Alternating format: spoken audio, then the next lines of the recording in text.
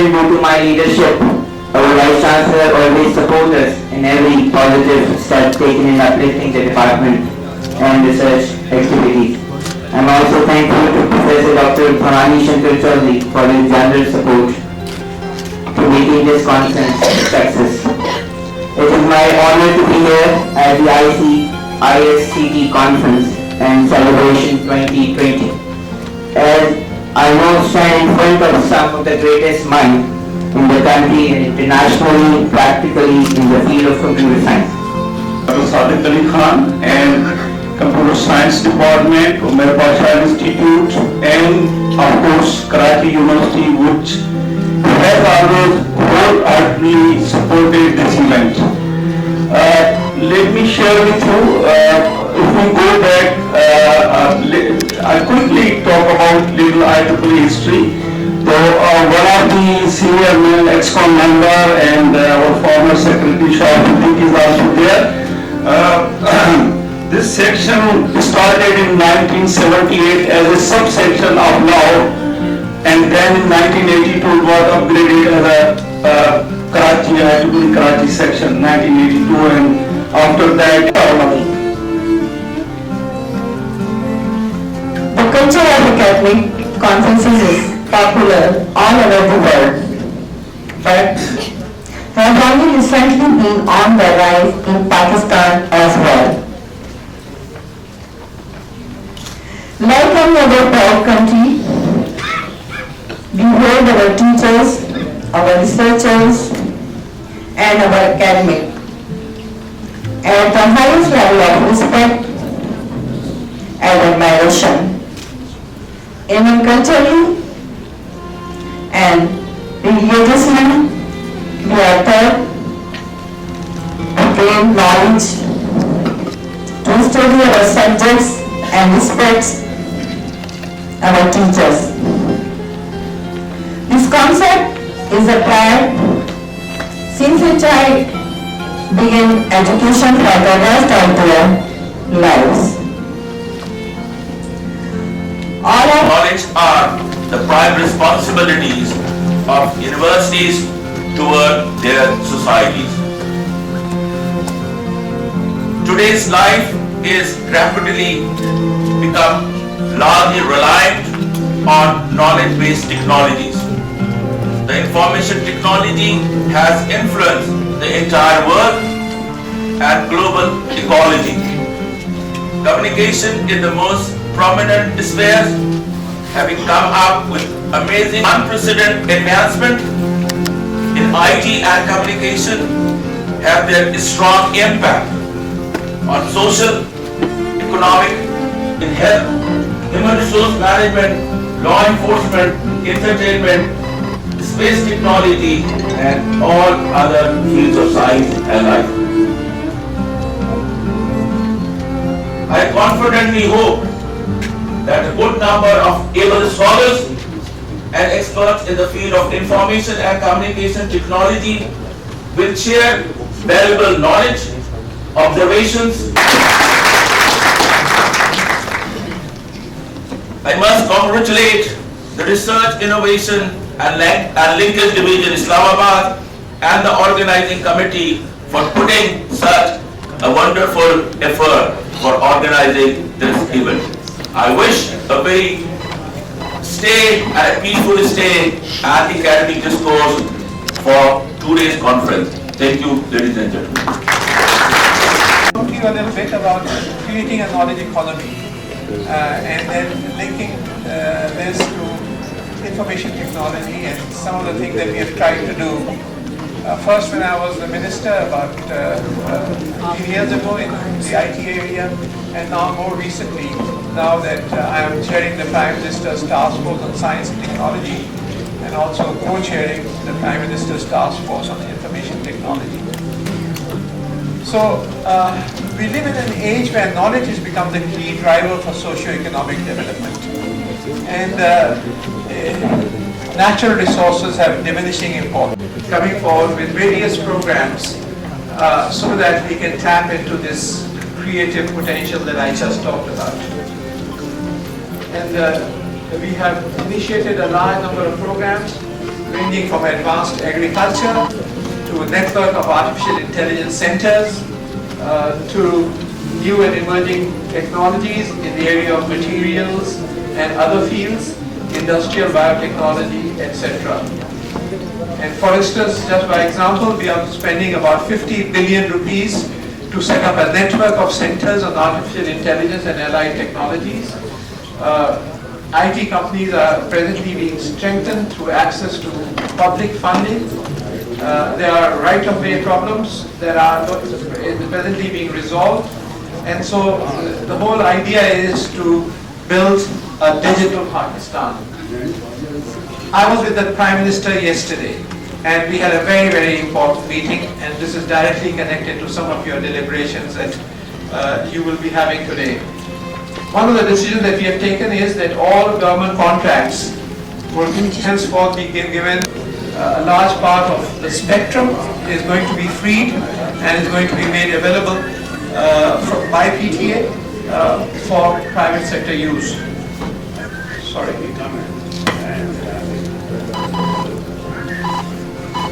We will have a 5G rollout strategy. 5G is here. So a very crisp strategy to roll out 5G is now being developed. The double taxation issues that our companies are faced with, a federal tax and a provincial tax. And there is right now a struggle going on between IMF team who's here, who would like to impose taxes on IT equipment, and our government which is resisting this this imposition from the IMF. So that's going on. So, but this is another issue, which is that to remove the double taxation. International payments are problems, fast payments. PayPal, as you know, is not here, and so alternatives, fast alternatives to payment is worked upon. Artificial intelligence and cyber security policy is being developed again on a fast track. So all these decisions were just made yesterday, and timelines were given for each decision, who is going to do what, when. So that's something exciting that has happened as a result of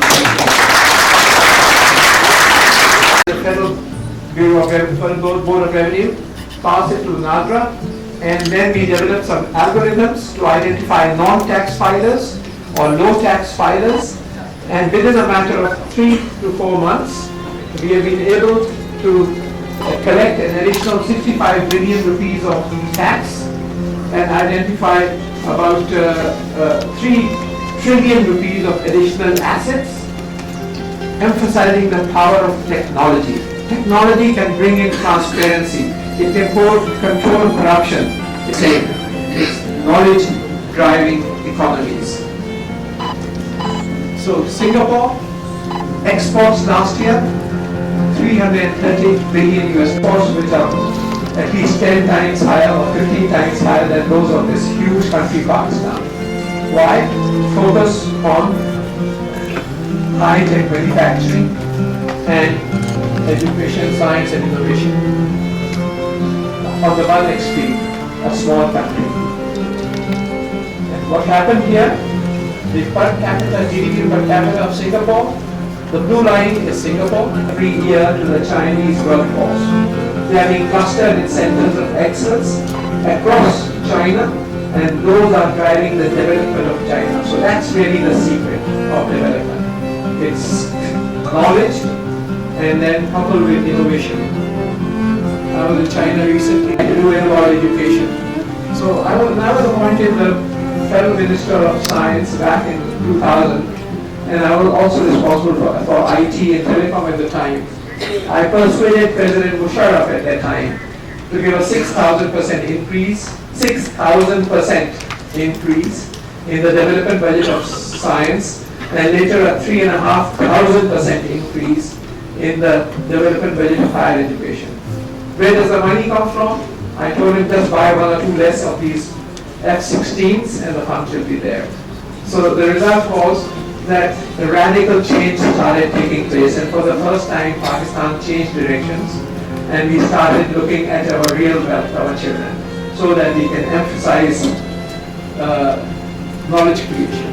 I don't have time to go through the series of measures that we took, but I think the most important measure was identifying Today we are on the occasion of second international conference on the focus of technology and science. It's about how to use technology in order to promote the betterment for human mankind. It is about sustainable development, it is about socio-economic development. I am very thankful to Worthy and Lady Pro for sponsoring this event. It is heartening to know that both these organizations are contributing and promoting sports, particularly football. And I think Pakistan being a developing country, there are a lot of opportunities for sports, particularly football. And I hope to see a much broader collaboration between the University of Karachi and Worthy and for the promotion of sports in Pakistan. Hope to see you very soon in any other sports. And their studies which will predict where we stand in the future. There is a lot that was to be learned from the 2-day session, and there is still, I am sure, so much left to be discussed that was left because of the constraint of time. And in the end, all of us leave with more knowledge, better ideas, and renewed spirit that will result in long learning and research. A successful event owes its credit to its speakers. I now want to thank to all keynote speakers. Karachi and specifically Dr. Sadiq Saab is because the work that the department is doing and the university is doing in terms of promoting good image of Pakistan and promoting youth and giving them opportunities is wonderful. We are very, very happy to see this successful event that has been organized, and the delegates here and they will go back and they will Scientists, thinkers, seekers of knowledge on a single platform to explain, learn and to express the concerns on topics that are of great importance in the field of information technology and communication. Ladies and gentlemen, research take a lot of are extremely fortunate to witness some of the brightest minds of the fields who have worked to make a mark of themselves and inspired many around the world on a single platform. They are worthy of respect that they have earned through their research studies and dedication of science. The field of computer science and information technology for decades has been the source of most modern innovation, solution and invention. And I believe in conducting such a successful event. Thank you to the organizers, to the participants, to the speakers and the students who chose to spend their weekend here with us. Thank you once again, and I hope you have enjoyed this event a lot. There is a huge amount of amount I learned here. I learned initiatives that I want to bring back to my teaching. There was some very interesting talks on distance teaching that I thought were great initiatives that I hadn't heard of before. I don't think I'll ever log on to my own research like Andrew's information retrieval type techniques, text analysis techniques. So that was very interesting. But it went beyond the keynote speakers and it went to the various sessions on lecture hall A and B as well, where students and postgraduates presented their work. Development here and among fellow researchers present here today. And I also think it's a fantastic journey Pakistan is on towards development and research within the fantastic events, listening to very nice music, trying your very spicy food, which is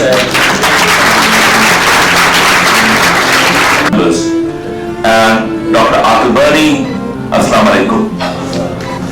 For me, it is an honor to address this gathering on the occasion of concluding session of the second international conference on information technology and science. I hope that the audience and the scholars must have benefited from this 2-day celebration auditorium के अंदर, and I can see the smiling faces. For me, it was a difficult task. My knowledge about information technology is very humble and very limited. But I personally believe that when we talk about development, the two major components are human resources and technologies. And when we talk about technologies, we have to put the communication and information technology in the forefront. So, for the sustainable development trends which we witness in our society. So I hope, and this is my advice to the chairperson and other faculty members, that take this as an opportunity for future relationship. When we talk about science, technology, information technology, mobile phone, I'm connected in a global perspective. We share our information with the people living abroad and what trends we can witness in different parts of the world. So you have to be very hardworking in order to keep pace with the changing technology. It is going to change. What is relevant today, it may not be relevant tomorrow. To revise our curriculum so that we are up to the mark, and the students, once they are in the market, once they are in the field, they don't have such problem. So this is one of the challenge which we are going to face, but we have to address these issues.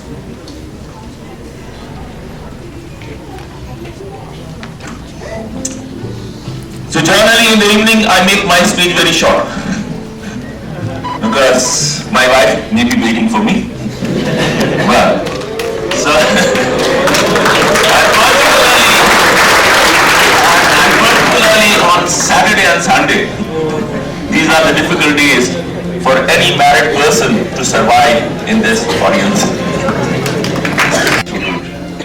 Whether you're in grade 5 or you're 50 years old, you can never stop learning and you can never have enough knowledge. And I'm sure all the students sitting here would have learned a lot in years, but this two-day conference, I'm sure taught them a lot they would have learned in many years in these 2 memorable days. The IT professionals, especially we've got this an institute called the IBA in Karachi, where we've got an incubation center, and it's working from some time. And I'd advise especially the foreign friends I have over here, if you have time, do visit it, and we'll come out to see the capabilities students over have. It's our job to provide them the opportunity to take their purpose in the country. And when I go and see the wonders it's doing and how the task has been made simpler and more accurate through this, and now we're going into another project where we're going to get another 4 hospitals from the province of Sindh, and we're going to get them all in the same system. But the end product is by the end of this term of governance of the People's Party government in Sindh, I will try to make sure that all the hospitals are connected through such services. We have a lot of things we can say with pride the Sindh government has done. If you look into health services, you will hear of the National Institute of Cardiovascular Diseases, which is doing wonders in provinces, which was basically something related to what Professor Dr. Khalid said. As he said, he does not have too much knowledge of IT. So I'd like to tell him that I'm in the same boat. I'm not an IT professional either. Happy now then. But what I learned after coming here was handling the IT department is something different. I mean, a bureaucrat cannot handle IT the way it should be handled. I cannot as the minister. So we came up with the idea and we came up with a ICT board.